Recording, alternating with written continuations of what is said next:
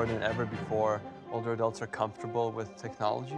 The government's not going to be capable of taking care of the elderly. So I do think people are going to have to take responsibility. The trend of leveraging technology to enable us to live better longer is absolutely unstoppable. From the Zoomerplex in historic Liberty Village, the Zoomer with Libby Znaimer.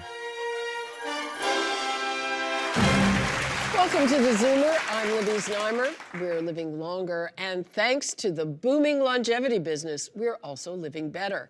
Everything from artificial intelligence to wearable technology and smart home devices is helping Canadians to stay independent and in their homes. In a previous episode of the Zoomer, we explored some of the exciting tech being developed for aging in place. Now we're going to discuss just how big the longevity economy is. But before we dive in, let's tee up the topic. From sensors and digital home care to robotics and AI, change is inevitable, and people are the greatest change creators of all. the future is here, and investors are betting on it like there's no tomorrow. Fueling the trend is the fact that 85% of Canadians plan to age at home. This year, healthcare technology known as age tech is expected to fetch billions in investments from venture capital firms and other companies in North America. And within the next half-decade, it's projected to be a multi-trillion-dollar global market. It's no surprise, then, that more and more investors are seeking to gain exposure to the longevity economy and are poised to benefit from an aging population. Unfortunately for real estate investors, wagering on the voluminous baby boomer generation leaving their homes, well, this could be one of the biggest miscalculations in recent history. Experts south of the border have been referring to the longevity industry as a gold mine in the golden years. That's because we're looking to technology to help us maintain our independence in our later years. So what are some of the things driving this industry? Let's start with you, David. I think the main thing is that there's been a sudden, it looks sudden from the outside, explosion of new products, whereas before, the familiar products, there were wheelchairs in the 1890s, they got better in the 1940s, 60s, okay, fine, but a product here, a product there that gets better. Now, all of a sudden, we have technology, we have AI, we have robotics, we have smart systems, we have age-related services being glued onto existing products. So we have this entire sector that didn't exist before. Other than pharmaceuticals, we're not talking about wonder drugs here, that's another topic, but outside of that, that are enabling us to stay at home, live better, longer, live in place longer, and it's reached a critical size now that it's become its own industry. Michael, you're involved in that, in those types of things. How much are they actually in use, and how much is this really kind of for early adopters? It's increasingly being used by older adults. I think more than ever before, older adults are comfortable with technology. We know we ran a poll among older adults in Canada, and there's a large proportion of them that are eager to use technology, are willing to pay out of pocket if technology can increase their likelihood of being able to age in place. So we're seeing big companies shift their innovative products towards older adults as well, be it someone like Alexa from Amazon or Google Home, trying to make sure that they're positioning their products so that people can see how they can help them live better in place. So we're seeing that shift from that end. And then, of course, the spending capacity of that demographic. They're spending more than other segments, not just across the economy, but even in technology and leisure. Ran, are people starting to use things like fall prevention technology and that kind of thing? Yeah, both in their homes and in institutions. We see more and more people that want to protect themselves, or even children of, that want to make sure their parents are okay. There's a study of Carnegie Mellon that talks about over 80% of Americans that have that have some neighbor or somebody that can knock on their parents' door to make sure they're okay. Technology can do that better. You don't have to ask a favor. And there's more and more of these products out there. that anybody can, almost by themselves or with a little Geek Squad help, can do. So what are some of the top product categories? I mean, I think there's a lot of diverse needs, and it's very personal to a lot of people. So depending on what your needs are is going to dictate a lot of what's driving the market. I think what's really interesting is the way that some technologies from 10 years ago are starting to become more and more mainstream. And that trend's going to continue. Things like, you don't think of it, but online shopping, right? When it's harder for people to go out and to shop at the retail centers, all of a sudden retail shop or online shopping becomes that much more important. And you know, the demographic that we're talking about is the largest contributors to online reviews in the world, right? And that's something that's really important. And what about online shopping? I thought it's more embraced still by younger people. You know, it is. I mean, certainly everybody enjoys it, but as it becomes, so again, what's striking to me is that the Zoomer generation is the single biggest contributor to online conversations when it comes to ratings and reviews for products. And that's something that a lot of people take for granted. I mean, they would think that there's this sort of stigma that I think is erroneous around, as Mike mentioned, the elder generation using technology. And I think we're seeing indicators that that's the exact opposite of what's true. Okay. Right. When we come back, we'll take a look at the investment opportunities this booming industry is offering up. Stay tuned.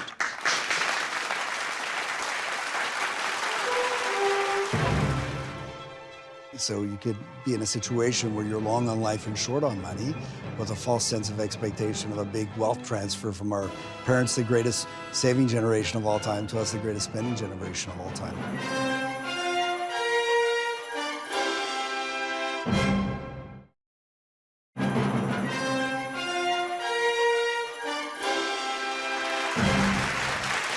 Welcome back. Where there is research and innovation, there are opportunities for investment, and this is certainly the case when it comes to the longevity business. In fact, according to a study by AARP and Oxford Economics, the longevity economy generates about $7.6 trillion in economic activity every year, and this industry is still just finding its legs. Adam?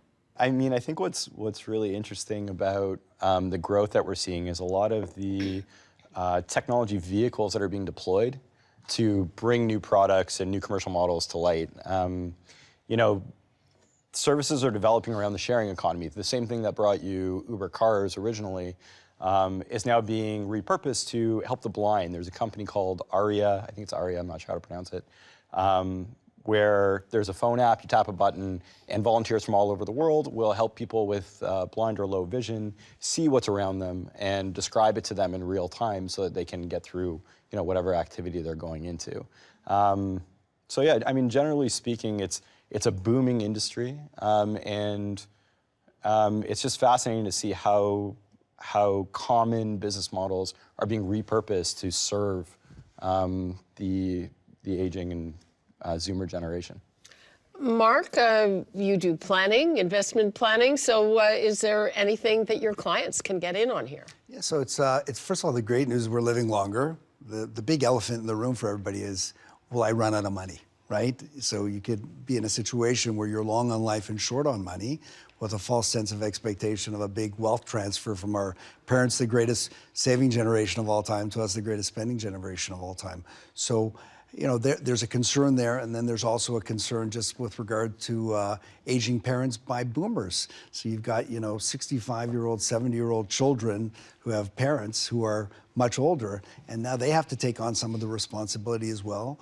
And also, you're not seeing the family unit as it used to be back in the day when people had 10 children and that was your insurance. So as a result, people are looking for things to really through technology to preserve what they've got. That's really the key, is preserving and maximizing their income from different investments, and also the whole tax efficiency around it as well. So definitely the finance industry is looking at ways to capture that market. The challenge that they have is interest rates and market volatility. So how do you lock in some of those numbers? How much, how much expectation is there on, do we feel like it's on the person to support themselves as this aging demographic is sort of coming into its own? Well, I think there's a false sense of reality that people think the government's going to take care of them when they get older. And, you know, Libby and I, we can argue about that, but I don't, you know, the government's not going to be capable of taking care of the elderly. So I do think people are going to have to take responsibility, number one, and institutions will have to take responsibility. Employers, certainly there's no mandatory retirement, so you're going to see people living longer, but the real burden is going to be on the caregivers. The caregivers being your immediate family, which can be a tremendous burden, not just in finances, but just in the time that's involved in taking care of senior parents. And the big issue is really around sickness. Even though we'll live longer, what happens if we get sick? And that's really on your end. You see that all the time, Ron. We do, but at the same time, I would argue that 65 being the cutoff to finish your career is going to change. If we live to 120... It's already changing. There's no mandatory retirement anymore. Yeah, so as we live to 120, we should expect to work until 80, 90. People find meaning in their work. People do more and more as they work, and that's going to change the fact that we don't rely on government to potentially fund us as we age. Even at Baycrest, our job is in many times not to only deal with the 1,200 people that live at Baycrest, but more and more people on our wait list that we can't handle. And as much as we can do internally, there's always going to be more people in the community that need services of aging, but through technology, we can deliver that. But I'm sorry, at the same time, I just want to say the definition of what care is will change, is already changing. So for example, if we look at long-term care, and we've had many discussions here, as you know, we have long-term care beds, long-term care facilities, what's the government plan? We think of a bed and a room and maybe the quality of the food, differentiating luxury, high-end, medium, low-end. Now let's throw in all of these technological devices. So does the facility have those or not? Are they up to the individual to get them? Are there voice-activated smartphones that send out automatic reminders to take your medication? Are there fall prevention technology? Is it up to the individual to get them? Does the facility provide, and then throw that all back at the government's going to say, well, look, this is kind of the minimum we can take care of. We can't pay for all this. After this, you're on your own. Well, if you're on your own and you've got the money to pay for these devices and these systems that'll keep you going well past 100, someone else doesn't have that money. Now you have, you know, the social implications of affordability and what constitutes care at all. We're going to change that radically, I predict. Michael, your organization tries to encourage innovation. You've run contests. Mm-hmm. Yeah, so we're finding more and more in this sector, in the age tech sector, there are more startups coming up in Canada and around the world. And when I speak to investors in North America and globally, they're talking about how we're just a couple of years away from a tipping point where you'll see more investors coming on board to invest in technology and innovations in this space.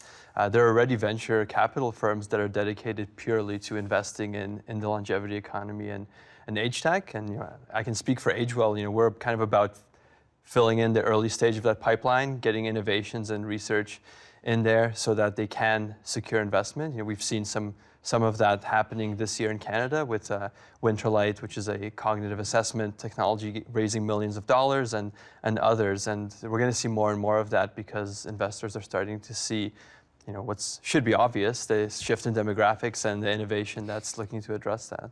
Okay. When we come back, we'll explore how health tech is boosting the longevity business. That's next. People are living longer, the healthcare system is not sustainable, and we can't fix it by regulation.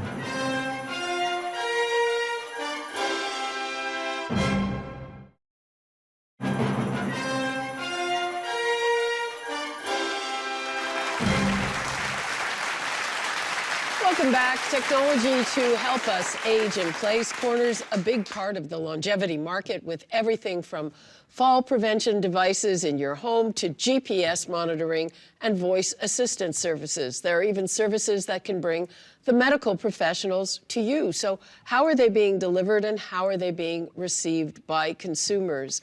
David, so how is that like Back to the Future? The doctor visits you at home?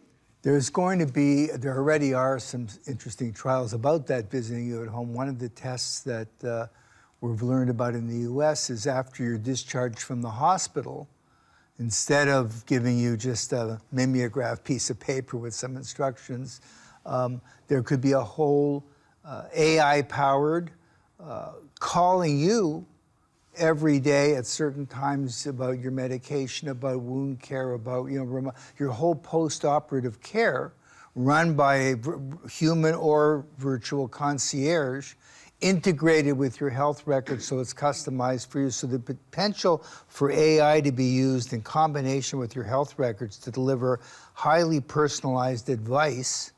And then from there, a short step, and we're ready, and I think Baycrest is already doing virtual rounds around the world where the doctors are seeing patients and doctors around the world are watching it on Skype, to remote surgery, remote treatment. You go to a clinic and a nurse practitioner takes all your information, but the real doctor is somewhere remote. So we're just at the start of this now, where AI and remote technologies are going to deliver healthcare more widely and at less cost.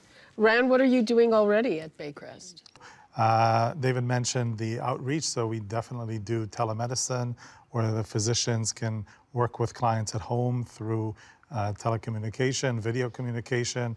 And are the patients? Yeah, patients are very open to it, and families. I mean, we live in Canada where it's a very remote community in some cases, so maybe you're willing to come to see the physician for the first time, but if you are chronically ill, you don't want to come every few months to see the physician in downtown Toronto, even though we're a bit uptown. If you're living in Sault Ste. Marie and the expert is at Baycrest, you'll come once, but then we can follow up through the video conference. We can check with you, with your family. We can dial in people that maybe you have loved ones in Europe. It's all on one platform, and it's all very easily done today. And we can send you home with a sensor that can track your blood pressure or your heart rate or anything today, and use that to know how you're doing, sometimes even before you do. Yeah, it's interesting. You know, I heard a presentation from Princess Margaret, from a very young radiologist there, who was coming up with a new type of care plan, and it involved a lot of telemedicine, and it was, you know, it's like, if you want to go in to see the doctor, fine, but if you don't, you can do it remotely, which might be a lot more convenient. And I remember when I went through it, I had sort of these weird overlapping appointments that would go over the same ground, and I guess waste a lot of time and money. And just to piggyback onto them, we know this, I'm going to bring a CARP reference, and we know that a lot of our members, that navigating the healthcare system is a big challenge. Well, imagine if the government got behind an AI database where they could, you know, who are you, what do you need? I need a caregiver, what's your zip code? It's this.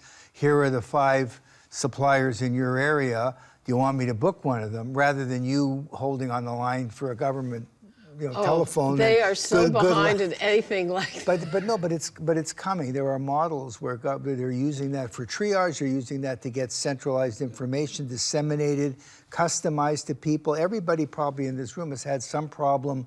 Where do I find a so-and-so service? David, and it could be delivered. Doctors are still using fax machines. I know. But it's coming. I got faith. Well, it's speed versus quality of care, and being attentive to what the consumers need, right? Because the technology is moving very fast, and a lot of people are uncomfortable with things like the telehealth. But you know, to what you were saying before, I mean, it depends what telehealth network you're using and how it's supported by regulations and privacy and security and all of that kind of stuff. So like Zoom is a very popular video conference.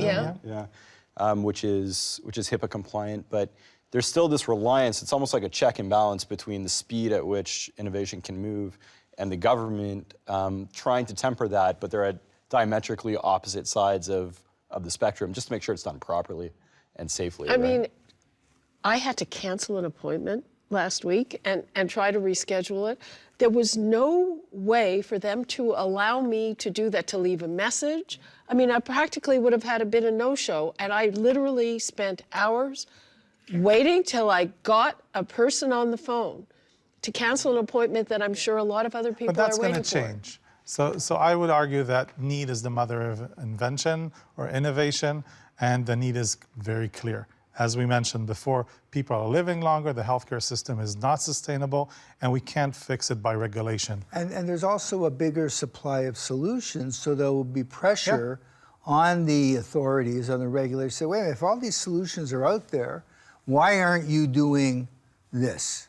And we ask them that now. We're working on it. Well, but we're just at the beginning of this kind of pressure, because as the public becomes more aware of some of these solutions, and it's also in the private thing, the innovative product. Gee, I didn't know that existed before, I better get one.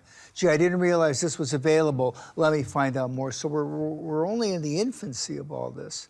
And I maintain that the pressure of all this tech coming our way will be irresistible, and it will force changes in the system. But it's going to come down to the public versus private issue again, right? I mean, when you start talking about all this innovation, what people have access to, it also comes down to the wealth gap in terms of who can afford these new services, or like if it's something that's not supported by the government, how do you have access to it, and is it expensive? Okay. When we come back, we'll discuss the social impact of the longevity business. That's next.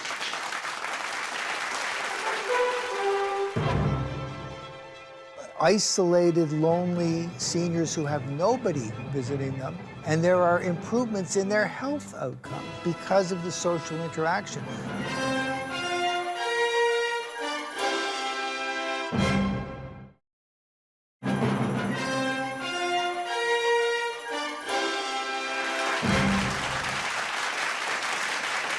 Welcome back. We've talked about how the longevity industry is helping us stay safe and healthy as we age at home, but there's also a major social impact. Lorie Orlov is a tech industry veteran and the founder of the Aging in Place Technology Watch website. We talked with Lorie earlier on a wide range of topics, zeroing in on voice technology and how it's poised to become part of every device and is helping to address issues of social isolation. So you're trying to tell me you can talk to the fridge? Yes. Hi, Samsung. It's pretty important that you know about voice technologies. It doesn't need smart speakers. And in fact, we already have the ability to talk to a refrigerator. Oh, what else can it do? Show us what's inside. Most importantly, if we have a smartphone, we have something called Google Assistant. And I think Google Assistant is maybe more powerful even than the use of smart speakers. First of all, it understands multiple languages. It can enable a conversation in 2 languages simultaneously. Okay, Google. German interpreter. Ready when you are. How may I help you, sir? Wie kann ich Ihnen helfen, Sir? Ich bin noch bis Freitag hier und würde gerne eine Show sehen. I'm here until Friday and would like to see a show. The other thing that's in the works is the use of voice technology in cars. And that's really quite interesting. We've already got the ability, if you have Apple CarPlay or the Android equivalent of Apple CarPlay, you can speak requests to play the radio. You can get information, you get directions, turn-by-turn directions, all by asking a question. Navigate to 21 North Avenue, Atlanta, Georgia. That's an improvement in quality of interaction. And I think to the degree that we start to become accustomed to speaking, we will start to get annoyed by typing. So there is a company based out of Boston called Lifepod.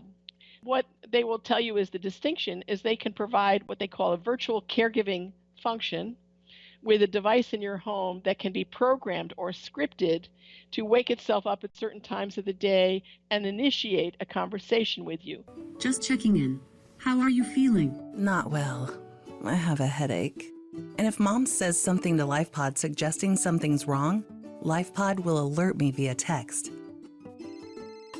How are you feeling today? Better, worse? Did you get a chance to get outside? Did you take your medications and so forth? And based on those answers, that's the key to the scripting part. Based on those answers, it could ask another question. That's one choice. And another option is it could initiate a phone call with someone related to the topic. Okay, so I can really see how all of that is really helpful.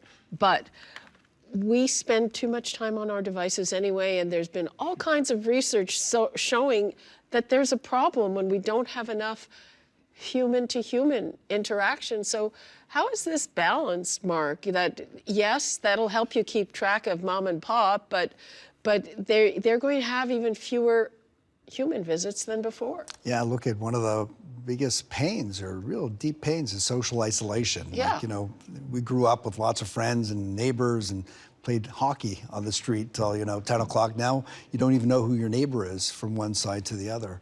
And certainly the kids are busy. If they live in the GTA, they're so busy with 2 jobs trying to support a family. And as a result, it's definitely more difficult. So I do like the ideas that were posed here in terms of technology providing some of that interaction, but it doesn't replace the human contact at all.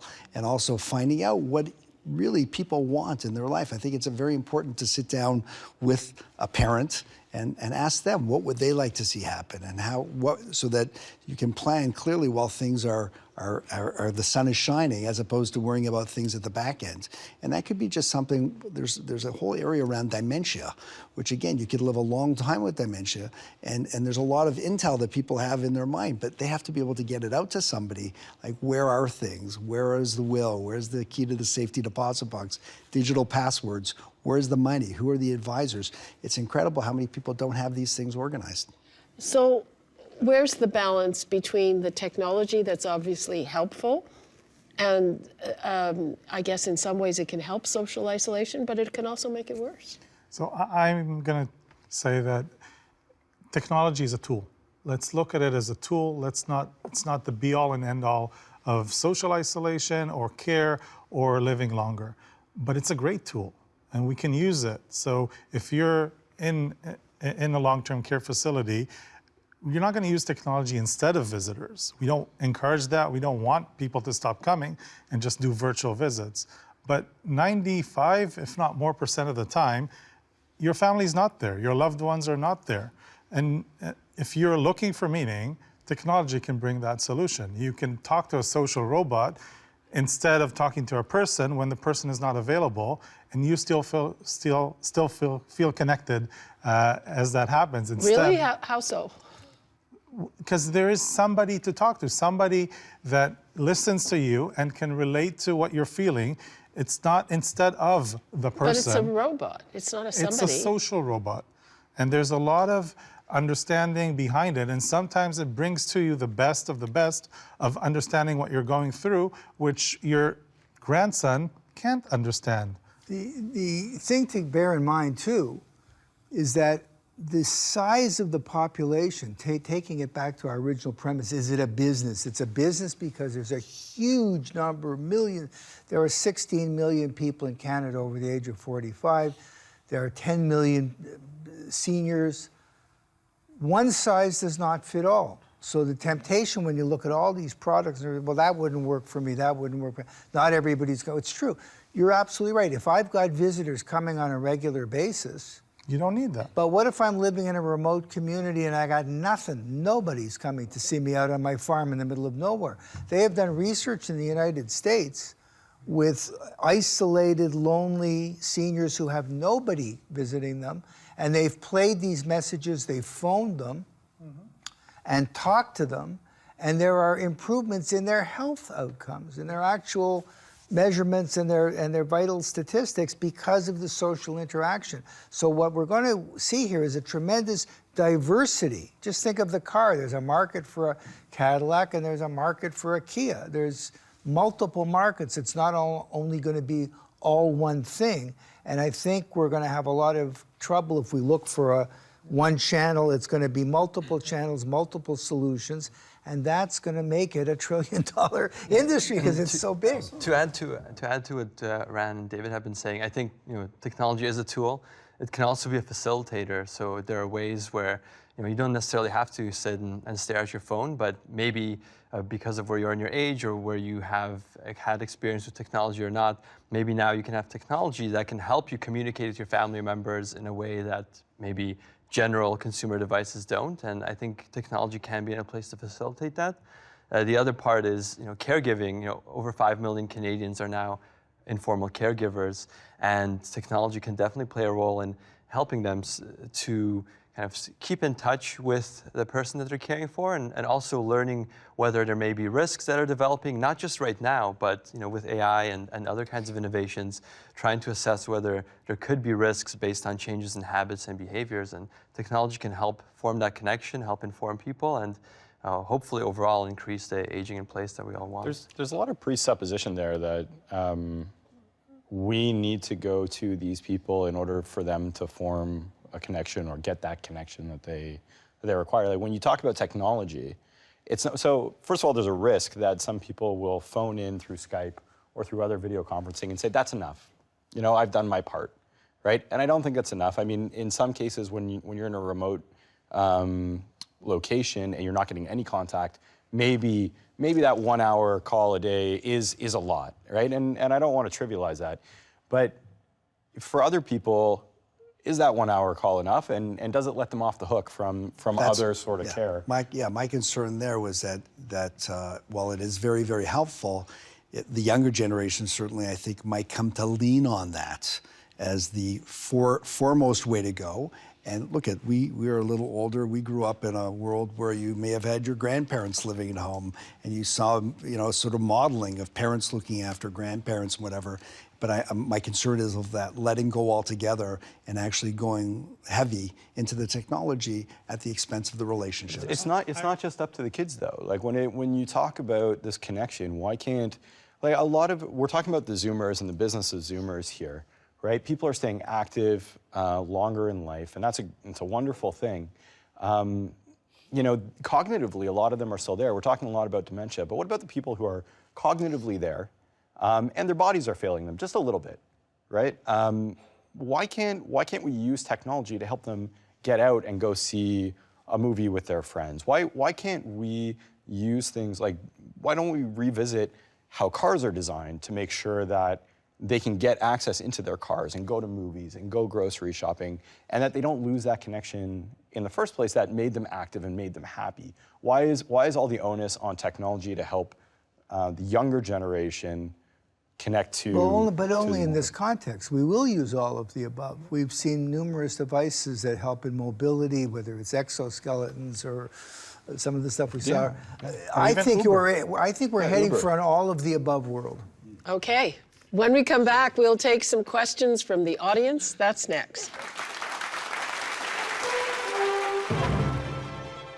Motion detectors in the home to profile your movements and see what, if anything, is out of the ordinary. If you haven't opened your fridge today, and that might indicate that something happened to the person at the home.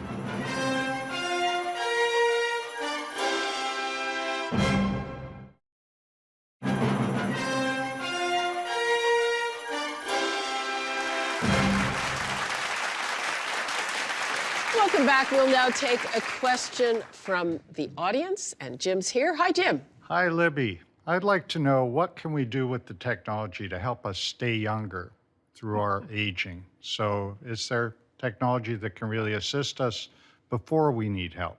Yeah, I think I want to touch on that.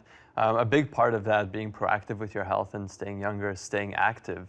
The more active we are physically and mentally, cognitively, the more it improves our chances of not developing challenges as we age. So there's technology, things like virtual gym, maybe for people that have challenges with going out more but still want to exercise at home. You can develop personalized exercises to lead people through.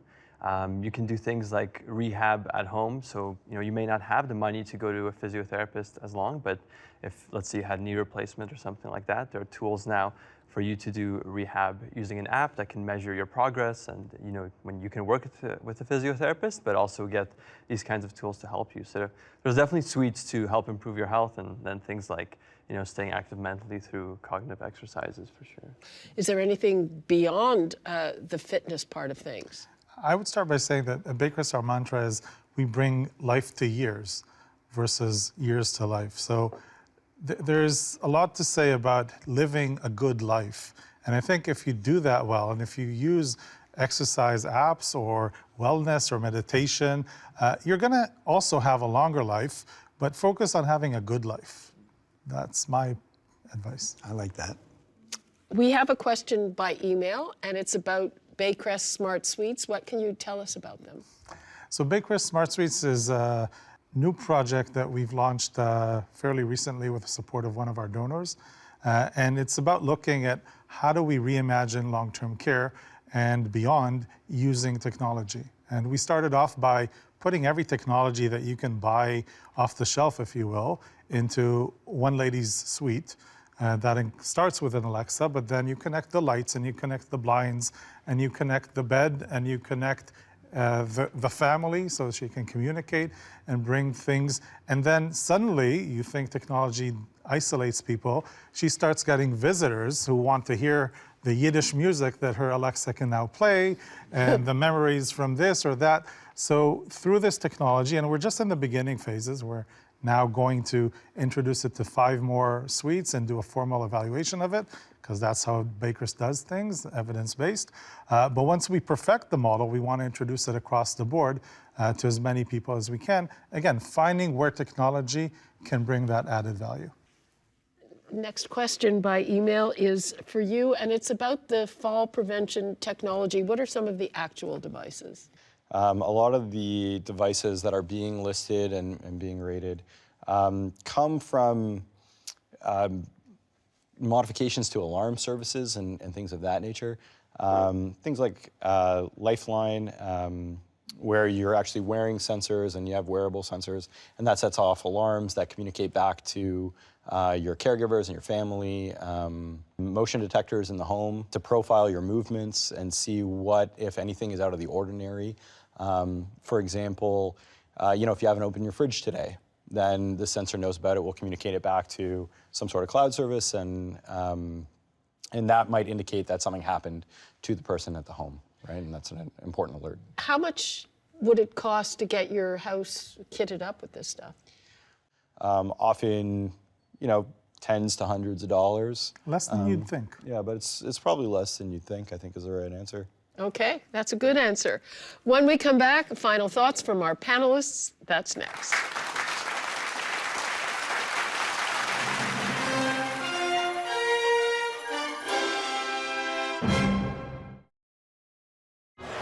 Don't forget, for free tickets to the show, go to www.universe.com and search Zoomer Media and log on to www.thezoomertv.com for full episodes and more.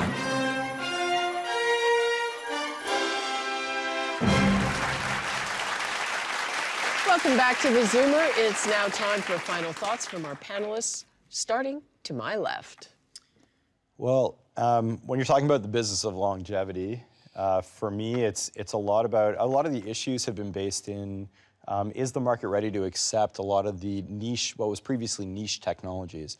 And there's been a lot of technologies that have come to the market and have failed because they only apply to a niche. So when you're looking at the business today, all of a sudden someone is frail and they want to go fishing. Where was that device a few years ago? Today, there might be a larger market for that with all the growing demographics. So I do think that our economy and our market today is in the right position to accept a lot of this, and that's going to lead to a lot more innovation. So I would say that, again, going back to the need is there, and technology is a great tool that we just have to figure out where it fits. It's not instead of a lot of the things, but it's a complementary tool that allows somebody in a long-term care through virtual reality to go and see their home where they grew up, or to talk to their grandkids, things that didn't exist and now are in everybody's reach, and we should allow that to happen. And through that, grow and expand and allow people to have a life of meaning and purpose. I think it's fantastic that we're living longer, but the focus I always find with people is that they're really dealing on the offense as opposed to the defense. And really the defense is really making sure that they're not going to run out of money, and that comes with professional planning and that's more planning versus investing. And the second area is getting professional advice. A lot of people are trying to do it themselves or going online and sort of, letting Dr. Google figure things out for them. And then it's really, I think the last thing is really communicating with family members, talking to them about what you'd like to see happen and how you'd like to see your retirement look and your long age, so that you really do get a real family involvement, so that you're all on the same page. I think it's clear from everything we talked about is that this longevity economy is going to continue to grow and increase. We see it in the innovations, we see it in the demand and the interest. I think what's especially important, and what we've always believed in, is to make sure that you hear the older adult voice in that conversation, that you know what they want and what their needs are, so that when innovations are developed, they're more likely to be practical, adopted, and used by people. So you don't have misfits because technology was developed for someone maybe at a totally different point in their life. So it's important to continue the conversation, the dialogue, and get that input. I'd like to take it back to the topic of the business side of this, and I would suggest that this is 1905 and we're talking about the automobile. There was over 100 automobile manufacturers in 1905. Many of them did a bad job and failed. Many of them were good. There were features that weren't thought of yet. There were no highways, no gas stations, no parts warehouses. The whole infrastructure didn't exist. It was all odds and ends, onesies and twosies here and there, some of it cool, some of it silly. But the trend was unstoppable. And I think that's the case now. The demand is huge. The market size is growing. There are hundreds of products, some of them discombobulated, not connected, some of them dreamy and silly, some of them right on point. That's going to sort itself out. But the trend of leveraging technology, devices, AI, and robotics, and combining them to enable us to live better longer is absolutely unstoppable as an industry, and I think we can revisit this very frequently, and we'll be amazed at how fast it's developing. Okay. Thank you for being with us. It's a brave new world. We have the technology. If we use it right, it can help us both physically and emotionally as we age. We'll see you soon. It's time to zoom out.